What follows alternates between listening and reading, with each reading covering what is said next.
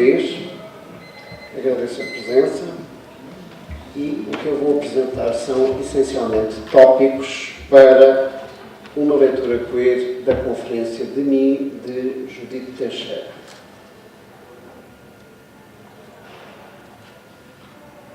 Em primeiro lugar, a Conferência apresenta-se como um manifesto que nós não podemos de maneira nenhuma negar que vem na linhagem de outros manifestos, embora, quando nós falamos na linhagem de outros manifestos, podemos projetar isto pode ser uma projeção no passado,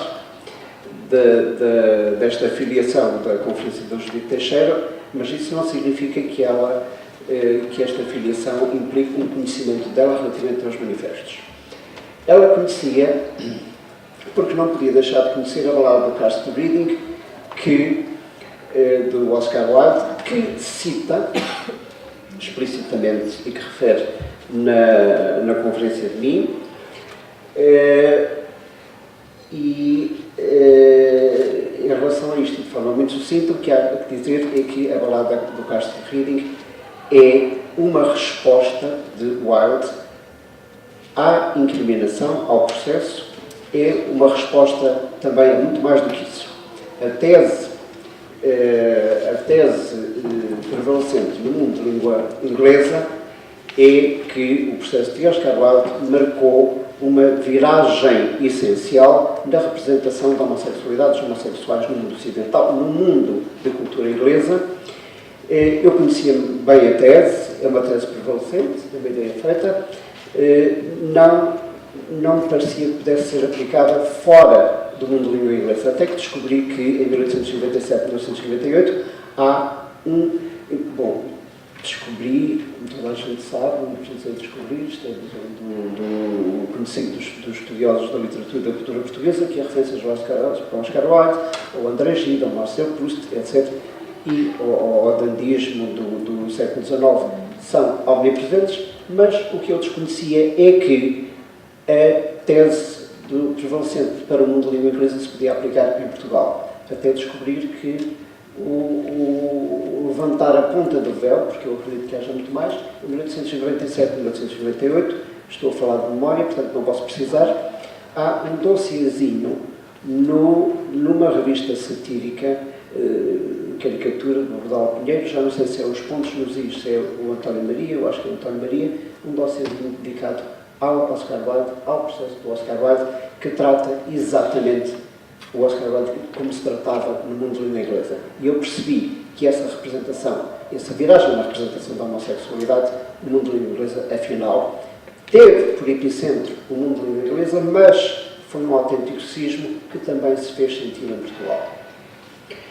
E, evidentemente, que abala as consciências. E é o reflexo desse abalo, nota-se nas referências do Oscar Wilde. Eu encontrei há pouco tempo uma referência do Júlio Dantas, absolutamente insuspeito, de profunda lamentação relativamente ao processo simpático com o Oscar Wilde, e a Judite Teixeira reflete muito claramente. Portanto, a balada do Cast Reading representou também um manifesto em Portugal, tal como no mundo de língua inglesa. E é de 1904. Portanto, é qualquer coisa que ela conhece muito bem. Ela não conhece porque dificilmente não há provas que pudesse ter conhecido.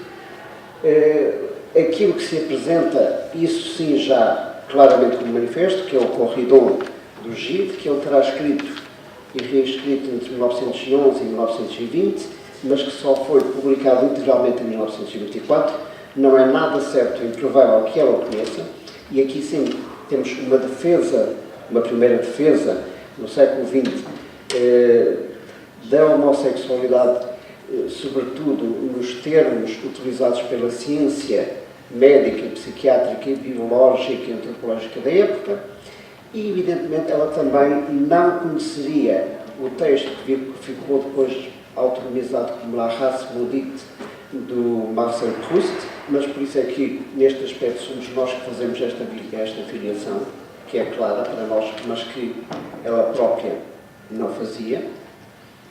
Isto significa que há afinidades entre o texto dela e estes textos, mas que ela própria não conhecia, exceto relativamente à obra do Carsten Liebing. E uma das reações que eu costumo ouvir quando se levanta o tema, a pessoa, Judite Teixeira, é a sua relação imediata, espontânea com o que seria a correspondente inglesa Radcliffe Hall, com o seu romance O Poço da Solidão, simplesmente O Poço da Solidão, em 1928. E não há registro da recepção da Radcliffe Hall na obra da Judite Teixeira. Há, evidentemente, a referência, que não é só a referência explícita, é a invocação da figura tutelar de Valentine de Saint-Point, o Manifesto da Mulher Futurista e o Manifesto da Luxúria, Manifesto Futurista da Luxúria, que, de 1913, mas que a Judite Teixeira, mas aqui a Judite Teixeira teria tido acesso direto com a sua tradução no número do Portugal Futurista do 1917. Já está.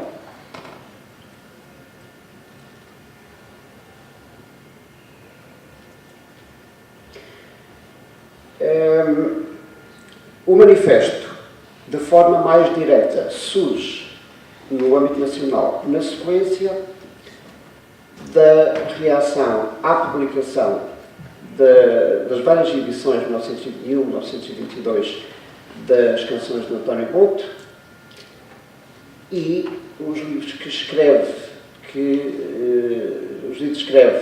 entre 1923 e 1926, o Romances, e mais tarde, 1927, o Satânia, entram nesse processo, que é um processo político, que é um processo social, que é um processo cultural, movido aos poetas de Sodoma, que bem conhecemos, e em que participam Raul Leal e o Fernando Pessoa. É necessário lembrarmos, parece-me que é importante lembrarmos que a Conferência de Minho é publicada em agosto de 1926, meses depois do golpe de Estado, da 28 de maio de 1926, que alterou completamente, embora talvez as pessoas na altura não tivessem a consciência cabal disso, alterou completamente a relação de forças no plano político e no plano cultural. Ou seja, as forças que até aí se manifestavam como expressões da sociedade, daquilo que hoje chamamos de sociedade civil, a partir deste momento têm um regime que pode efetivamente aplicar aquilo que até aí era apenas propugnado por pessoas como o Teotónio Pereira, como o Marcelo Caetano. A filiação direta, ou a afinidade direta da Conferência de Minho com o aviso por causa da moral do Álvaro de Campos é evidente, parece-me que não há qualquer dúvida em relação a isso. O mesmo se pode dizer em relação ao Sodoma Divinizada do Raul Leal. Simplesmente, a leitura são textos profundamente diferentes. O texto de Fernando Pessoa é uma folha, e não é só o tamanho, não são também que eles são diferentes. A leitura da Conferência de Minho mostra-nos que, na minha opinião, estou convencido disto, sem margem de dúvidas, é uma reflexão que vai muito mais longe do que a folha do Pessoa e certamente que muito mais longe do que a Sodoma Divinizada do Raul Leal. E, sobretudo, no caso da Conferência de Minho, há um diálogo, há uma relação ideológica muito clara com referências teóricas, referências artísticas, estéticas, referências políticas da época. De forma muito mais aprofundada do que eu diria que parece à primeira vista, porque eu nunca vi estas referências explicitamente levantadas nem aprofundadas. E a este propósito, eu gostaria então de lançar tópicos, e são apenas tópicos porque não temos tempo para mais, isto vai-nos ir ao mundo inteiro, tópicos para uma leitura queer da Conferência de Mim, do ponto de vista, porque dentro de uma leitura queer nós poderíamos dizer muita coisa, do ponto de vista da performatividade queer. Eu faço uma curtíssima introdução à performatividade queer e depois apresento os tópicos e vamos ver os tópicos na medida que tivermos tempo, na medida que for possível, e peço à doutora Isabel Osalada que me avise consigo para eu não me enganar. Ora bem,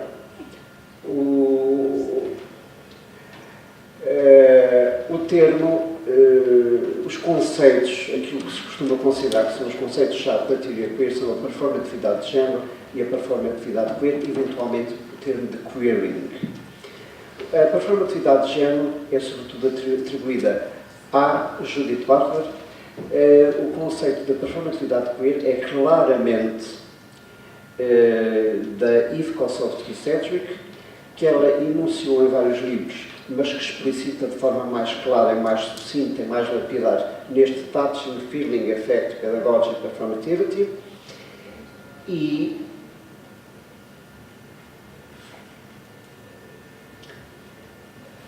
que começa pelo seguinte, supondo que estamos todos absolutamente familiarizados com a ideia de performatividade, discursiva, linguística, efeito performativo.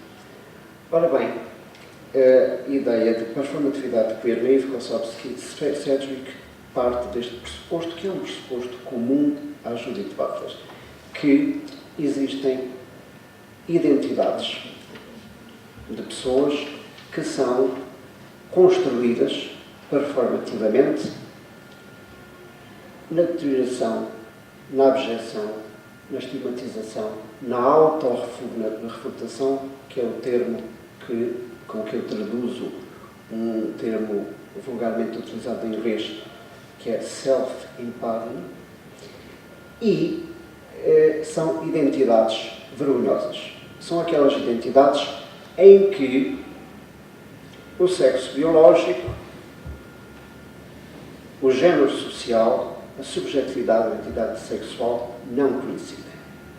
São as pessoas tidas por desviantes, anormais, marginais, transgressoras, etc. E que, tal como a Judith Butler nos diz que o masculino, o feminino que somos, é fruto de uma construção performativa, efeito performativo, também a identidade deteriorada, vergonhosa de alguns indivíduos, cuja discordância, cuja dissonância entre sexo, género e identidade sexual é ininteligível e por isso inaceitável. Essa identidade é construída, portanto, desta maneira, e nós conhecemos os ataques de que foi vítima a Judith Teixeira, que foi vítima António Boto, que tiveram também por alvo Fernando Pessoa, Raul Leal, mas a identidade deteriorada vem muito antes disso.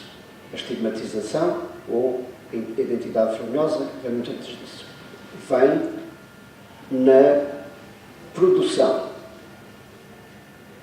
de uma identidade que não, por aquilo que se costuma chamar a injúria inaugural. Injúria inaugural, em português vernáculo, temos os dois grandes exemplos, puta e moleque. É a pessoa cuja identidade é desde a raiz, desde a origem, desde o momento constituinte, o momento inicial, é construído desta maneira. É construída na autorrefutação, no estar posto em causa. E é aquilo que a Judith Butler chama a interpelação que põe em causa. É o ser como ser interpelado. De tal maneira que a identidade desta pessoa é construída pela sua tentativa de resposta à questão: porquê é que eu sou assim? É uma identidade que está posta em causa, não adventiciamente, não a posteriori, mas que já nasce posta em causa. E nasce numa vergonha constituinte, numa negação, numa auto-negação constituinte. E é aqui que a Sedgwick diz que a performatividade queer é o nome de uma estratégia para a produção de sentido e de ser relativamente à afecção da vergonha e ao posterior facto do estigma que com ela está relacionado.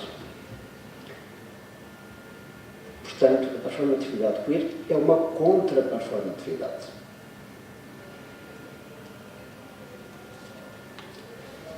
E a performatividade queer põe em causa esta pergunta identitária inicial, porque é que eu sou assim, substituída por esta: posso fazer com o que de mim foi feito? Com a vergonha, a abjeção, a autorrefutação inaugural que me constitui desde a raiz, desde a origem, como indivíduo degradado.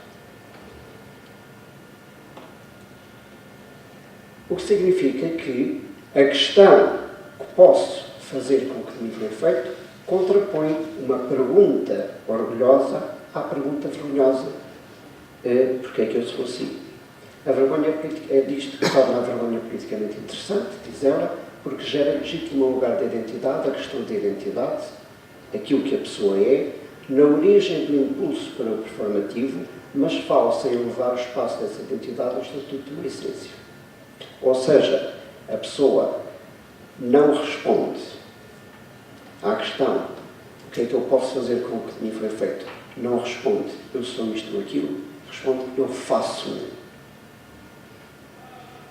E faço-me, por exemplo, queer. Constitui como parecer constituído, que é o mesmo que dizer já aí para a necessária produtiva desconstrução e desidentificação. Ora bem, o que significa que encontramos, na minha opinião, de uma forma, de uma maneira, segundo formas, de uma maneira que evidentemente não são as nossas, mas encontramos este tipo de respostas que inaugurariam a Adam Lalette, no tempo de Judith Teixeira, por ela própria, aquilo que chamamos a performatividade queer. Primeiro, com a interpelação identitária. Não vamos ter tempo de ver estudo. Quero confessar. O Foucault dizia que a pessoa construída vergonhosamente, abjetamente, como homossexual, tem uma tendência irresistível para se confessar como tal. Ora, quando a Judith Teixeira diz que quer confessar, ela não pode dizer uma única vez que falar de homossexual ou lésbica. Ela quer confessar outra coisa. Portanto, o que ela quer confessar, o que é que ela quer responder, não é à pergunta: o que é que eu sou, porque é que eu sou assim. Ela quer confessar outra coisa. E ela confessa isto. Ao confessar, ela afirma.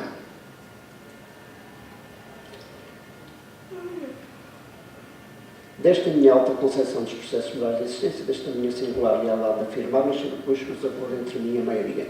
É uma resposta que a põe em guerra, que a põe em conflito, que abre aquilo que os gregos chamavam polemos, que abre a controvérsia.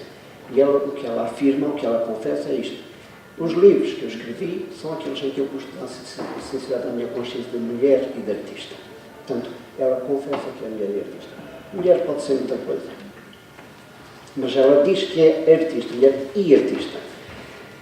E aqui há, eu não diria uma contraposição, não há uma sobreposição, há aqui outra coisa. Provavelmente, e eu sugiro isto como primeiro tópico de uma leitura queer, ela afirma-se como artista na medida precisamente em que o seu ser mulher, a sua maneira própria de ser mulher naquela altura, não se podia inscrever no feminismo existente. Agora, nós estamos ainda na época da Monique Wittig, anos 80, em que ela diz, inaugurando, por exemplo, as fundadoras do feminismo, a lésbica não é mulher. Portanto, nós não podíamos obrigar a Judith Teixeira a dizer isto. Ela diz artista. E aqui artista pode ser muita coisa.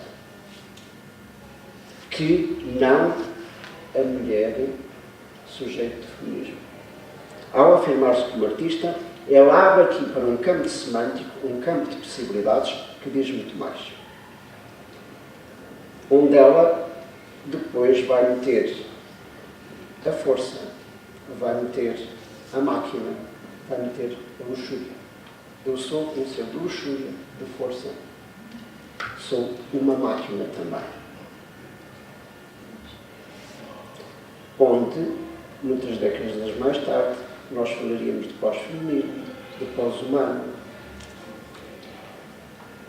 De tal maneira que o termo luxúria, na verdade, a luxúria é uma força. Ela filia-se aqui claramente na Valentine de Saint-Point, que diz isto mesmo, que é a tese da Valentine de Saint-Point, mas, evidentemente, que a luxúria aqui tem uma valência semântica que não tem nada a ver com desejo sexual no sentido mais chão, mais comezinho do termo. Luxúria, tal como ela utiliza, é uma força, um princípio de produtividade e de mobilização de energias. De se capacitar, e diríamos hoje, de se empoderar. Não é só questão do desejo feminino. É de fazer disso um princípio de ressignificação, um princípio de subjetivação. Eu não sou apenas mulher, eu sou outra coisa. Que se realiza na arte. E, evidentemente, que esta posição das vidas em relação a si própria exprime claramente aquilo que o Habermas chamou a autonomização da esfera do espectro expressivo, das esferas da técnica, da ciência e das esferas da moral e da política. Portanto, a arte que não tem que se justificar a si própria em nenhum princípio moral, em nenhum princípio político, como já tinha sido dito pelo Oscar Wilde, e que se oferece como princípio de emancipação do sujeito, da possibilidade de a pessoa se tornar outra, de recriar a sua vida esteticamente, de recriar a sua conduta como uma forma de arte. Que é precisamente o que o Oscar Wilde tinha propugnado. É por isso que ela diz: não deve haver limites na concepção do artista, mas sim liberdade máxima. E liberdade máxima para quê? Primeiro, ela o desigulitarismo. Vamos ir muito longe, mas o reconhecimento de uma diferença específica numa sociedade igualitarista, como a sociedade moderna, implica que essa diferença é precária. Sempre quer dizer, como é que alguém se pode declarar diferente em que princípios, invocando legitimidade numa sociedade igualitária. Aqui, já vamos ver como, muito claramente, ela diz uma coisa que, por exemplo, a pessoa não diz e o Romeu não dizem. E se nós quisermos mostrar a nossa fantasia sobre o motivo verdadeiro, ora bem, o Foucault falava de uma homossexualização integral do indivíduo homossexual, ou seja, nada do que ele faz escapa à sua sexualidade. É por isso que a medicina da época não só patologiza a homossexualidade, mas também explica patologicamente como sintoma a obra de arte. Isto acontece claramente com Fernando Pessoa, que inclusivamente utiliza uma linguagem psiquiátrica para explicar, a determinada altura, a sua obra. E com uma afinidade clara com Álvaro de Campos, a euforia técnico-poética. Então, que força é que permite recusar essa racionalidade médica e psiquiátrica que patologiza?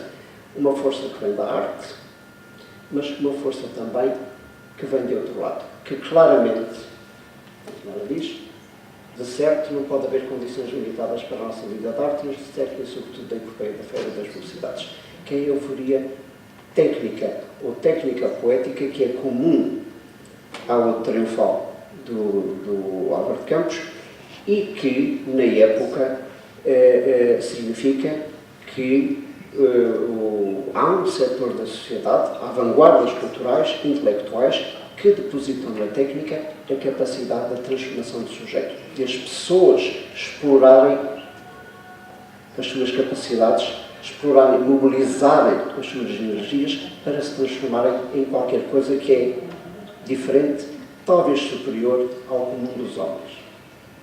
Numa linha claramente nietzschiana, nós temos aqui muito claramente a influência nietzschiana, e daí que máquina na Conferência de Minho possa ser interpretada como metáfora heterotópica, ou seja, na verdade são os prevenidos pela inteligência sabem falar da máquina da vida e porque a conhecem têm necessidade dentro dela, por razões do seu espírito, arranjar outra vida para viver. É disto que se trata em Judite Teixeira, mas quem pode ver essa outra vida são também outras pessoas, que não aquelas que nos foram, que nós somos feitos. E com isto termino.